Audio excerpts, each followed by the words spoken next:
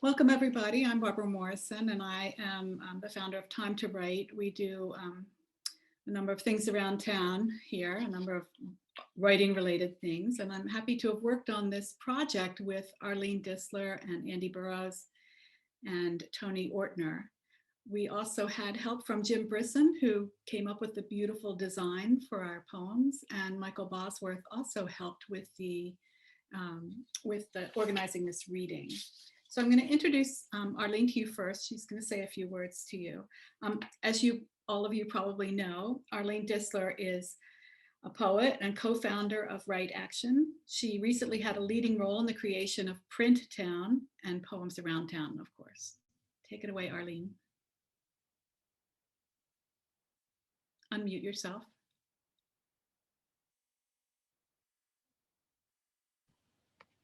Okay, so just, thank you all for your wonderful poems. It's what's made this project a success, because people have loved reading them. It's been a really gratifying project because the businesses were so welcoming and happy to participate. So we're just excited that it came off quite nicely. Hoping perhaps that this can happen each April, each National Poetry Month. And just want to say that I, for one, really needed something positive to happen in this time. And I think probably I wasn't the only one. So just, yeah, thank you all for participating. That's it. Arlene. Okay, I'll now introduce Andy Burrows. Andy Burrows moved to Vermont in April 1966, and he is on the board of Write Action and has served on the boards of the Brattleboro Museum and the Vermont Public Radio. He bought his house in Guilford in 1970. Andy? Are you here? Can you unmute yourself? Okay, I'm here. Would you like me to start with a poem, Barb, or are you just going to have me? I'd like to say welcome to everybody. This has been a thrill to work with these beautiful poems and get them all over town, and the cooperation of all of the people in all the stores. Just been amazing. A great symbol of what Brattleboro is all about. Would you like me to start off with a poem, Barb? Actually, why don't you hold off on that? And I'll do that. With that later, thanks. Yep.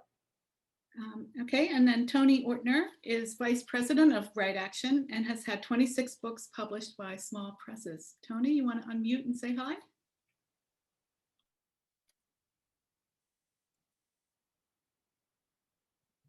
Can you see me?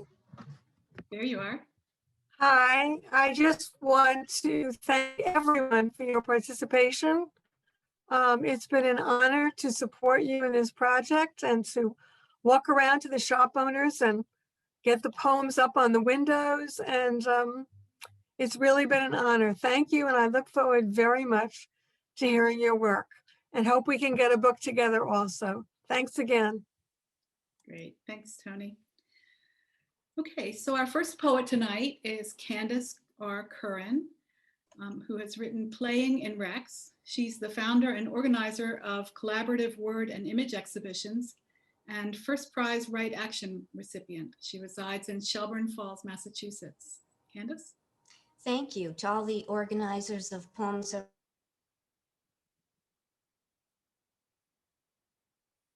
Can you unmute yourself, Candace?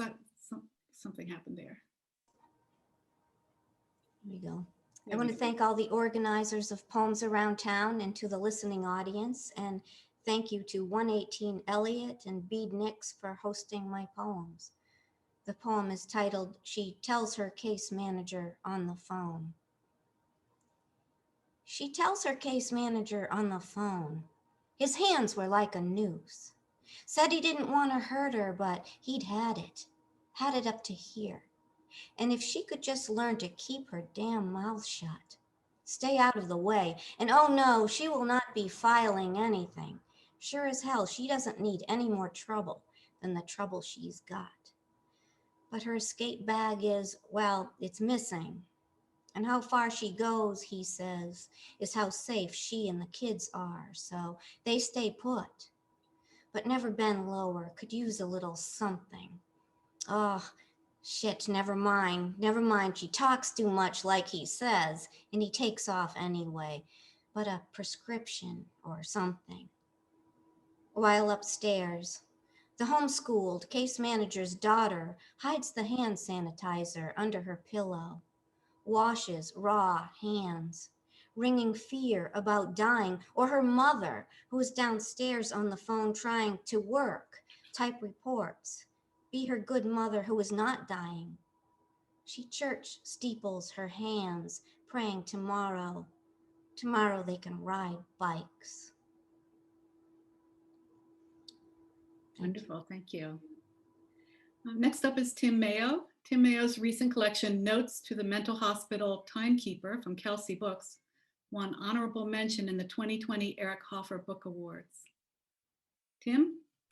Thank you. Thank you, Barbara, Arlene, Andy, and Tony for organizing the reading and the poems around town. And I'm happy to be included. My poem is titled Untitled. And it's sort of, well, it comes out of watching some Black Lives demonstrations on TV and the like, but it goes sort of beyond that. Untitled. Grief is a black parrot in my throat. He doesn't sing, he croaks. His sounds move from his first loose noise of caged utterance to his taut demonstration of tongue in beak. And with his head cocked eye, sharp as a knife, his pointed look punctuates his rasping words. What a pity, what a pity, put the pennies on the eyes, pieces of hate, pieces of hate. Close the box, close the box. His claws shuffle sideways. Nothing can stop his ruffled dance, his grip on his precarious perch, a wooden dowel as frail as any bone in your body. Thank you.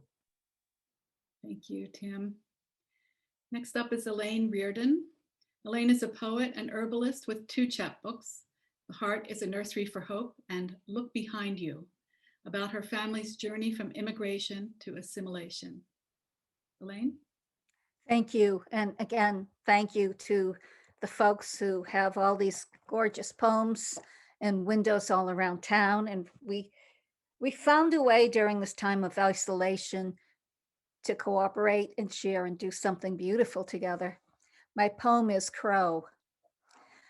The crow calls after I've poured a second cup of coffee. The forest is quiet aside from Moss Brook, sound splashing in through the open window.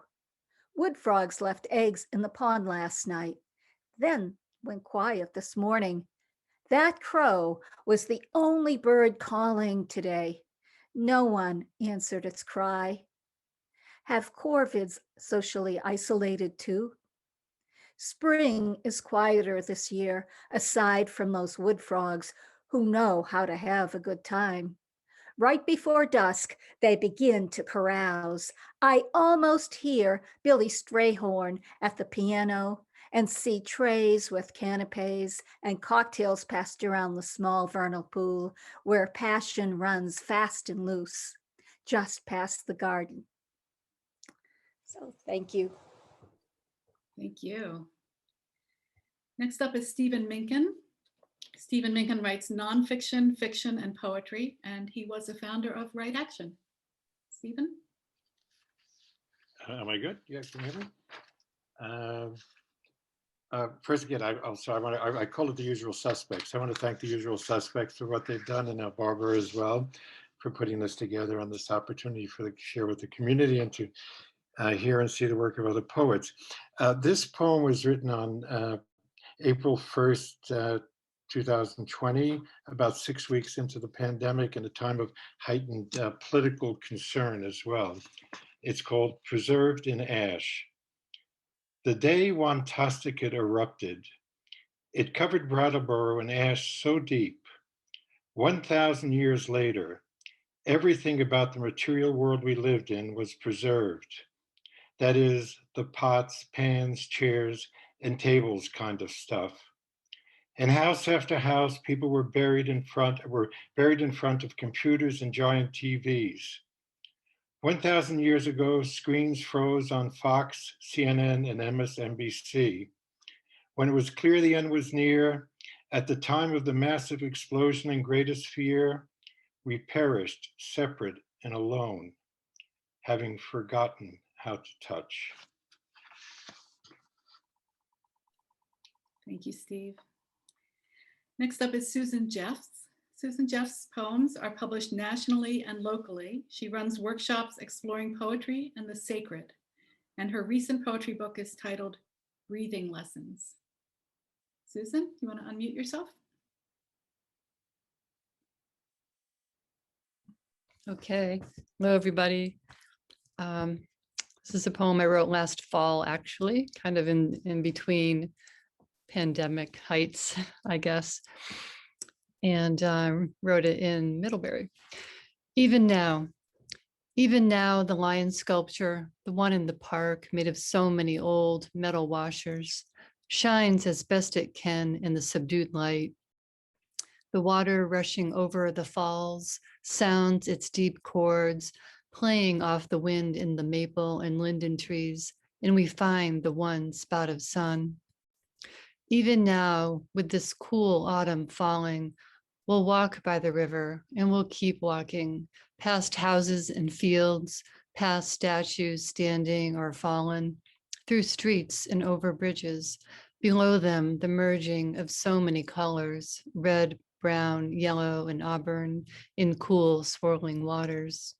We'll make way and keep making way and send praise to the day, to the towns that endure, and to the lion that roars above the river, pulling particles of gold from the sun-flecked air, from the autumn trees, sending them out for the world, for the days ahead, for the making way, for the roaring.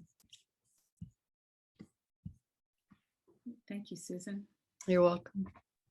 Next up is Ed Burke. Ed Burke was born and raised in and around Philadelphia. He's lived in Windham County since 1984, practicing law, raising a family, and writing. Ed? Thank you, everybody, for all the beautiful, evocative work that you've shared with us. Thank you, Barbara, Arlene, and Andy, very much for your efforts once again. This poem is Late August, number 2. There is this, the evening falls sooner in late August. In late August, there is a chill once the sun has lowered. The scent of the grasses is burnished, the pleas of the cicadas plaintive. The cycle, always the cycle. Don't despair, wear what manifests. Decorate yourself with dried field flowers. Fill your bowls with fruit harvest.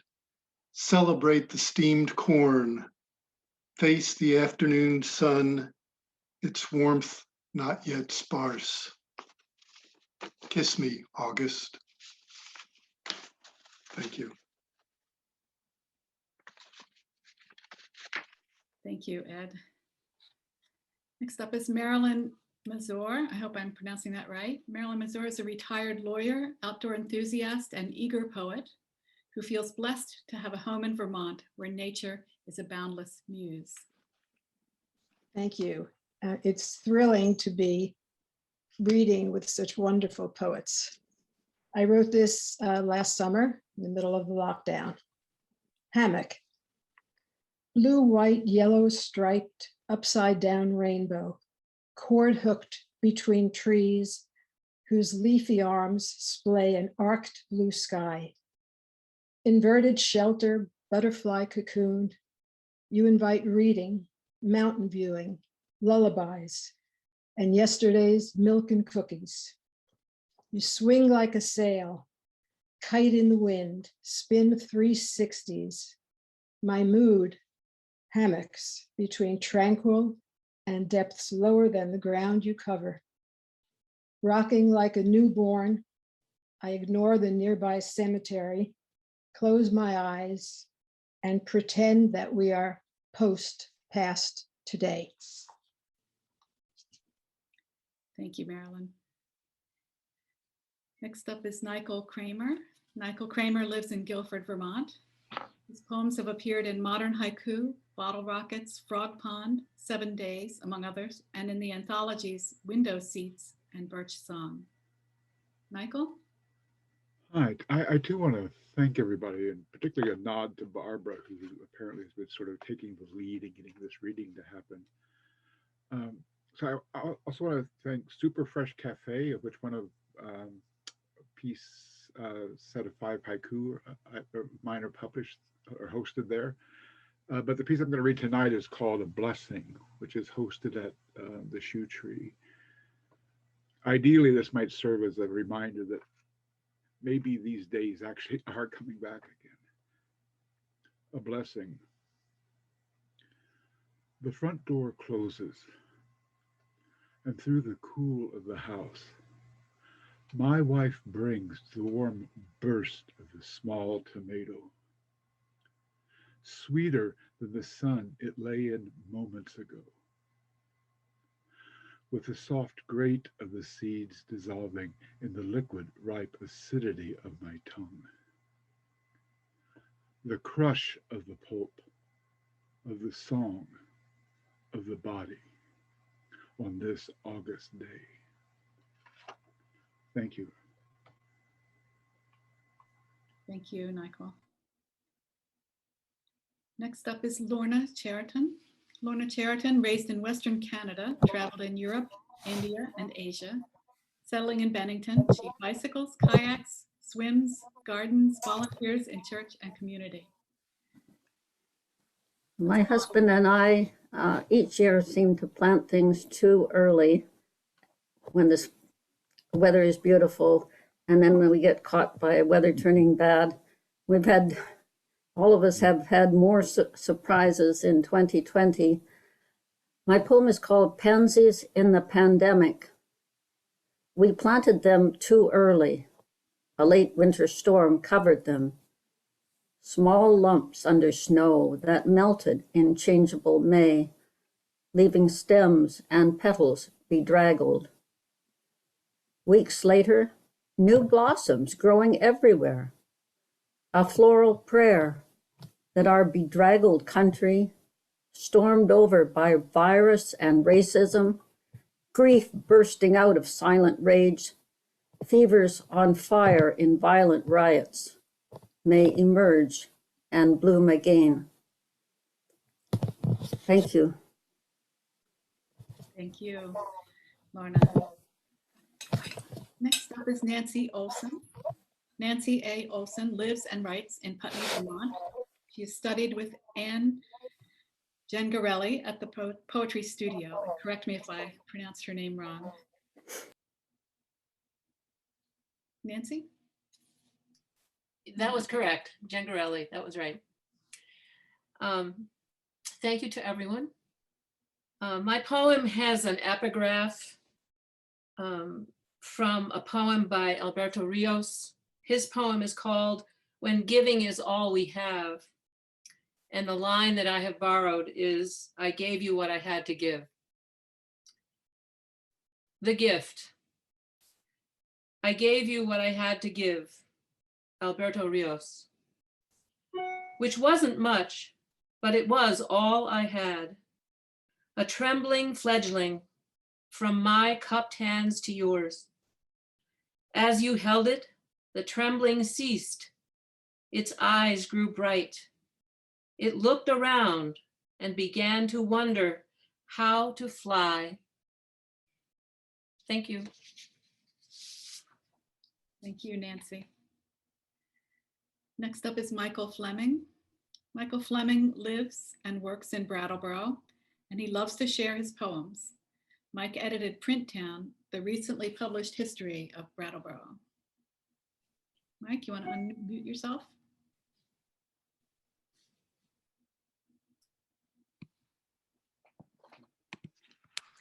Thank you, Barbara, and thank you to Right Action.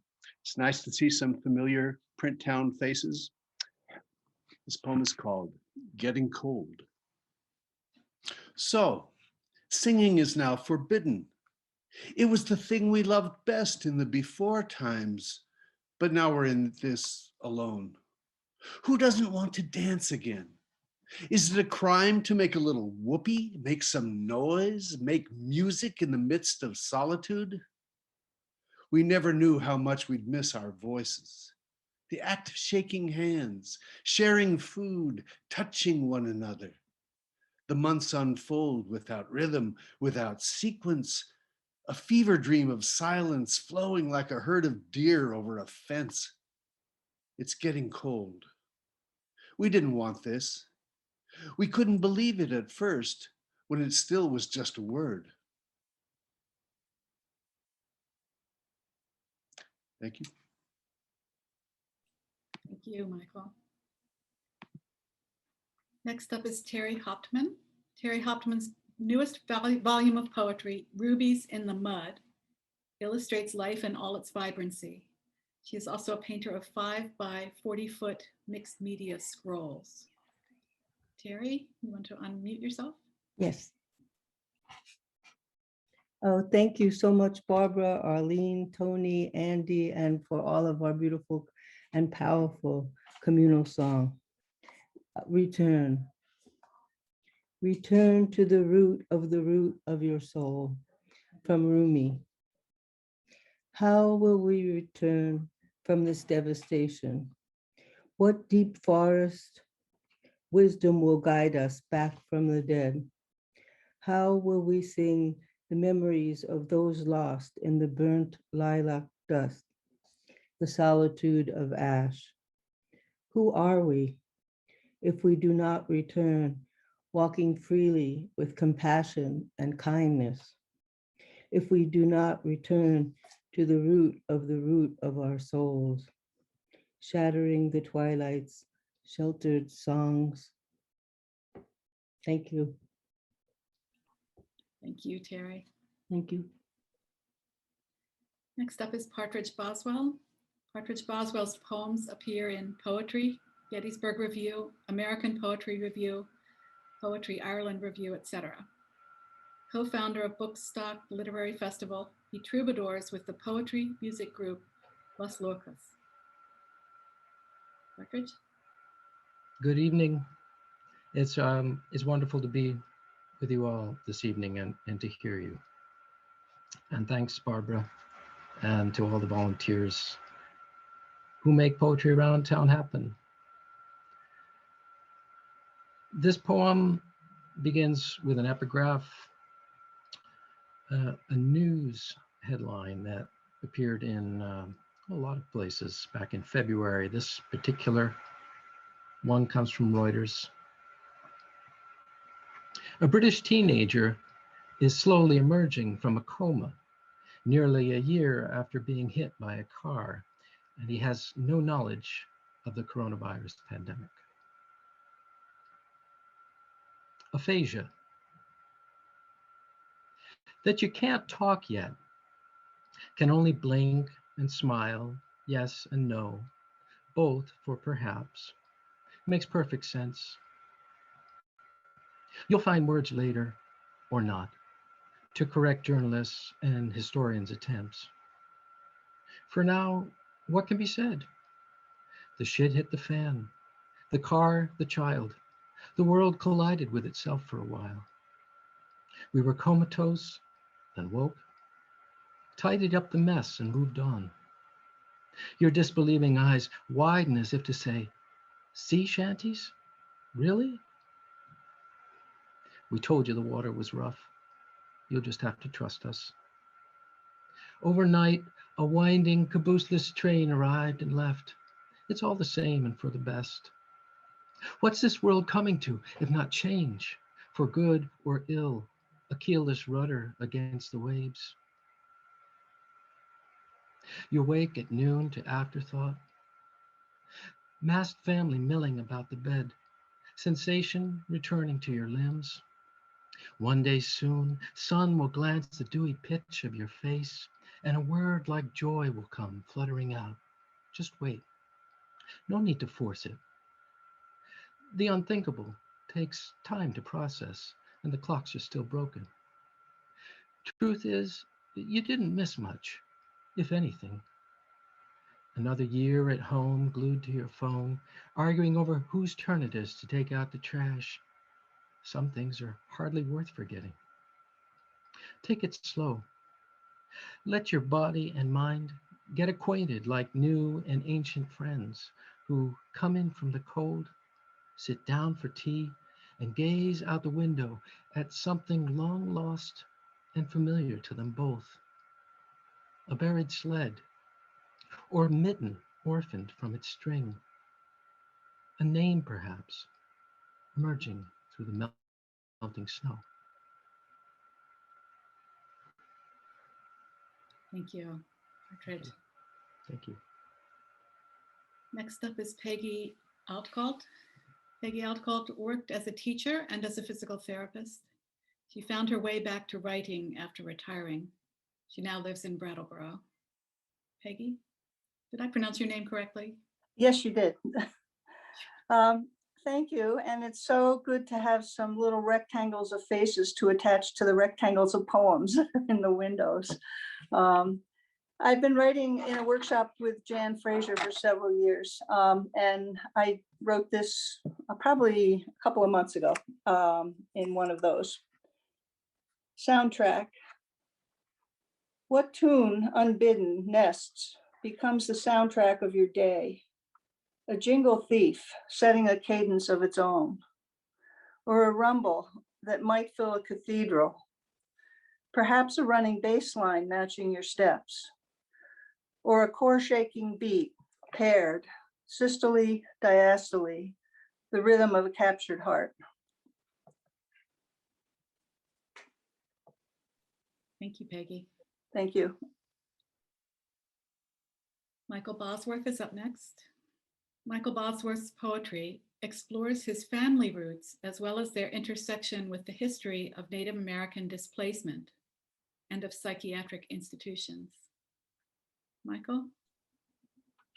Thank you, Barbara. And I want to add my thanks from everybody else to you and to Arlene and to Andy and Tony and to all the store owners who cooperated so nicely.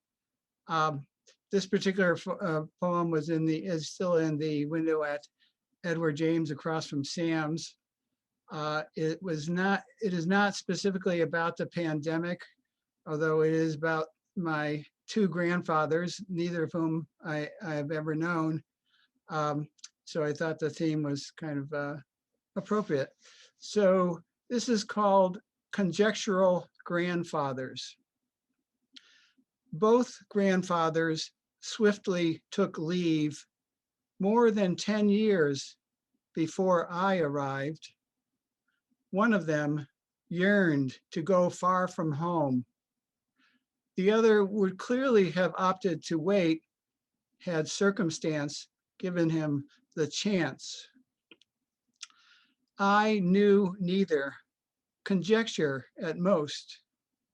No kid would boast this lack of forbears. A plain speculation, did they even exist?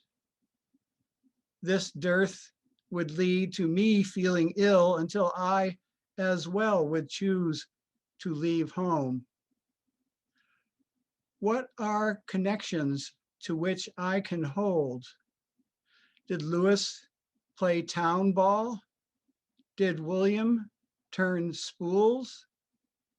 In time, I played baseball and worked factory lines. Lewis and William pulled up by their roots. Disruption in soil, disturbance in sand. One in his bearing, so light on his toes. The other in stature, so weighty on heel. I place my fingers in marks of their souls. Thank you. Thank you, Michael. Next up is Jill Hinckley. Jill Hinckley is a native Vermonter and Dean of Education at Landmark College. Her first love and first college degree is in creative writing. Jill? Thank you, everybody. It's great to be here. This poem was written last May out at Pisgah. Some of you may be familiar with that. My husband and I walk and hike a lot together. And this is called Walking During the Pandemic. We walked a new route to an old familiar place through a stark forest littered with log trees and orange tape. There to our right, a large beaver pond, almost a river, and we felt a strong breeze as it scattered leaves and debris. The forest floor climbed and random pavement appeared, as though a lost community had carved out its claim all along the rock ledge. We marveled then, the surprise of those living in a time before. And the harder we climbed, the smaller we felt. We praised Solomon's seal and the Jack in the pulpit. The top brought us to our first beginnings, a reservoir with water so clear we longed to fall into it. And I suppose this is where we are now, in the November of our time. We marvel at the spring warbler singing, "Look at me, look at me, look at me." Thank you. Thank you, Jill. Next up is J.C. Wayne. J.C. Wayne is a poet, artist, cartographer of the unseen, and founder of the Poetry Project, whose mission is building loving worlds through loving words. Let me say that again. Building loving worlds through loving words. JC? Thank you. It's such a pleasure to be here, and thank you to all of the organizers and to Zephyrs and Epsilon Spires, who are the hosts of my two poems. The poem that I'm reading is at Epsilon Spires, and it's the summer bookend to the very first poem I wrote during the pandemic, which was a memo from Earth that was "In which you are to pause." So this is the summer follow-up, in which you are to realize. In which you are to realize. In place of fireworks this year, I send you fireflies. Their silent beauty, the golden flash and wink of my cellular emissaries in the meadows. Living celestial charts weaving in the seas of night grasses. Have you noticed the turned up volume of birds' morning melody in the absence of man-made flight? How the haunting nocturnal beauty of barred owls' call and response with their young emerges in the space left by late night adolescent engine gunning put to sleep? How the screech of a fox sounds when the blanket of quiet lies over the valleys and the smell of skunk is so much stronger along the sharpened edges of crisp, clean air. Have you found this beauty yet? Have you paused? Have you reflected? Are you realizing? I have laid out my beauty in all its glory. I will keep sending my fireflies far past their season, keep laying out my celestial maps, lit of a golden glow whose suffusion cannot be bottled. I will keep the barred owls' beckoning conversation going, long past the younglings leaving the nest, into the indigo of winter nights, stretching out on snow, when wisdom might meet your ears, where you can hear my invitation and enter into my fields kept quiet, and there find a cause for true celebration, written in the living cursive calligraphy of 1,000 celestial cells. Thank you. Thank you, JC. We'll go now to Andy Burrows. Andy, if you want to unmute yourself and read a poem. Okay. Well, I have a poem which I'm very glad to have in the florist shop in downtown Brattleboro. It seemed appropriate. It's called Marvel's Garden. 1920, 1970, and 2020. The dates will become significant as I'm reading it. In early March, I sat alone, warmed by the sun, on the doorstep stone of my new house 50 years ago. For 50 years in rain and snow, it had been empty, unloved. No one except its ghosts had watched and known how time passed, telling the hours for years and years, devoid of flowers. There was no garden then, just a dream of transforming my quiet ravine into Andrew Marvel's garden, where love and poetry ripen into years and years of song, natural country pleasures that belong in this old, quiet countryside. I am still here. My dreams abide. I never planted a flower clock, but I've traced my life's passage in rock, not flowers, until now. This year, the century has turned and fear returned. 100 years ago, my young grandmother ran free, and so just one evening of fun took her young life. And 4 generations were blighted with grief. So this year, I have watched my garden grow and bloom from the first blood root in snow, through a heart full of flowers, through the final killing frost. I thought my garden joys were lost. And then a flourish of jays, sparrows, nuthatches, titmice, wave on wave of feathered personalities, shapes and songs while the Lord of Squirrels watches. I feed them all. They dart and hover, first 1, then 3, then all together. Birds and beasts fill my garden now, and warm my heart despite the snow. The shadow of this haunted century might taint this day with misery. But in our gardens, Marvel and I turn grief away.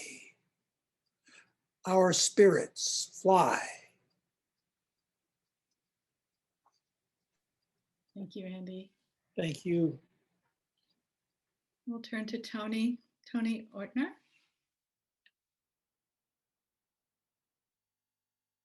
Tony, you want to unmute and read a poem?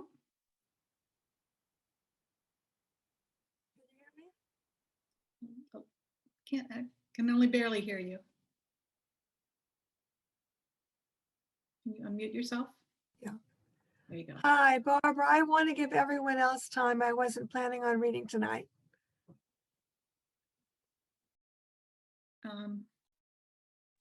Okay, we'll go to Arlene then. Arlene Dissler, you want to read your poem?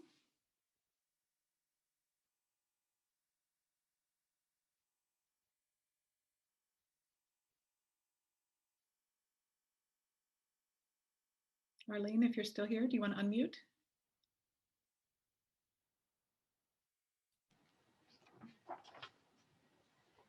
This is at Windham Gardens. Garden, April 2020. Tugging at weeds on my knees, the daylily bed, soil level, about to aim my trowel at a clump of pointed spears, cradle of gold and pink, trumpets to be.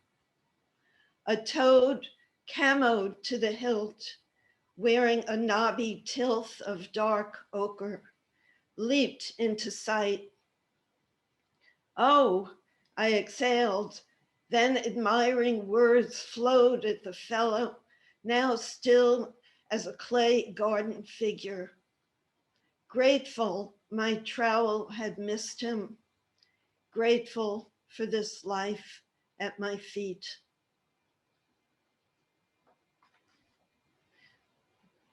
Thank you, Arlene. Thank you. So I'll finish up by reading my poem, which is posted at the Latches Hotel.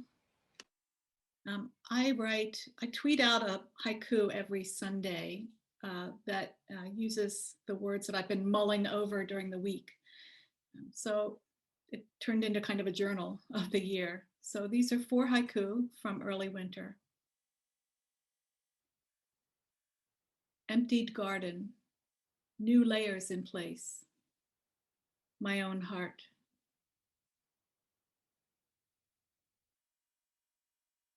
Geese materialize from mist, calling, and disappear again. Frost locks down the town. Everything is still. Solstice stars nearly touch, forever apart. Thank you.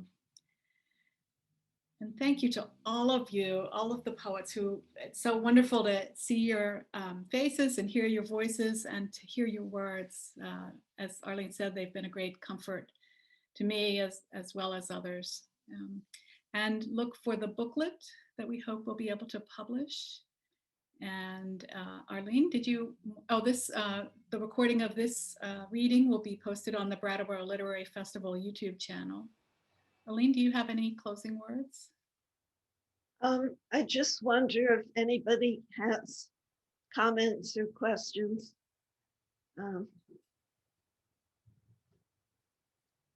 Of one another. I just thought the poetry was gorgeous. I can't wait to see it in a book. Thank you. It's beautiful. Thank you for putting all this work together. I have to say, we were amazed that there was not a dud in the group. You know, it was, I guess, a self-selected group, and you know, just really worked out. So we didn't have to boot any poems, really. I'd just like to add that because it was a great pleasure to go through these poems and to put them on the page, and knowing that they're going to be out there for everybody in town to see. This amazingly diverse group of voices, and it's a wonderful thing to think of all of us writing this good poetry in this pandemic time. I think the book is going to be wonderful for us to sit by the fire and read after it's all over. And I'm looking forward to it. Thank you, everybody, for contributing. Oh, I'd also like to say one last thing. It's just, I found Jim Brisson's frame that he made so that these poems would look distinctive in the windows and be elegant, and I think they are. So thank you, Jim, if you're listening. Yes, thank you, Jim. Okay, well, there's another week to go, so encourage everyone you know to come into town and enjoy the poetry walk. I can say that I came over from Bennington, and a friend came with me all the way from Troy just today to walk around and see many of your poems. We've really enjoyed it. Oh, good. Who is speaking? Lorna? Who was that? Lorna. Lorna. Any other thoughts, comments? Well, it's a very nice thing if you like the poems to go in and thank the shopkeepers, because you know, they have just limited space in their windows, and for them to stand up and say that poetry of all things is important is wonderful. It wouldn't happen every place, but that's Brattleboro for you. Thank you, everyone. I really enjoyed hearing what I heard. I'm sorry I missed the beginning. Yes. It's recorded, so you'll be able to on the Literary Festival YouTube. Okay, great. I think it was great to have the theme, and certainly the pandemic has been on everybody's mind, but within that theme, there was so many different treatments, and I think the theme provided a thread running through and linking us together. Yeah.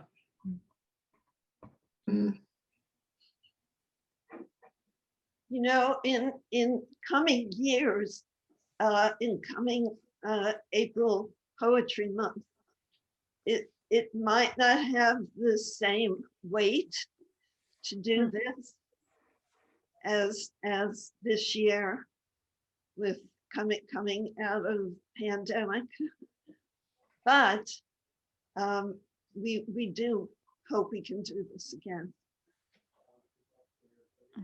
Do.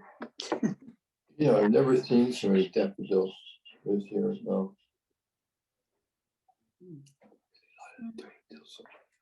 Let's I go feel like get a coffee or a drink now. Yes. Wine and cheese. Yes. Feels like this has become a conversation, you know, between our poetry, you know, our different poems talking to each other. Yes. Yes. Yes. It was really beautiful to hear them all tonight and to know we all came together and created this community.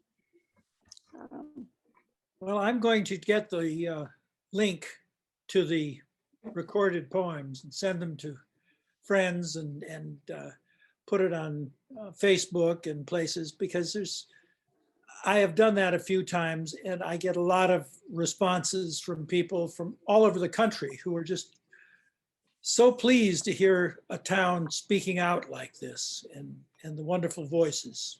So I encourage you to do that. Yeah. We had storefronts or businesses that wanted poems, and we didn't have enough. So that was a nice, that felt great that, you know, it was so desired to be part of this. You know, it wasn't great that we couldn't supply everybody who wanted it with a poem, but a good problem to have from my standpoint. And next year, we'll hopefully have even more participation. Every time I went into a shop to deliver the poems, you know, and I'd say, oh, these are the poems from Poems Around Town, the shopkeeper would say, oh, yay. You know, they were so excited to see them. So great. Well, thank you again, everyone. This was wonderful. Thank you. Thank you. Very, very special. Be safe. Thank you. We meet again. Good.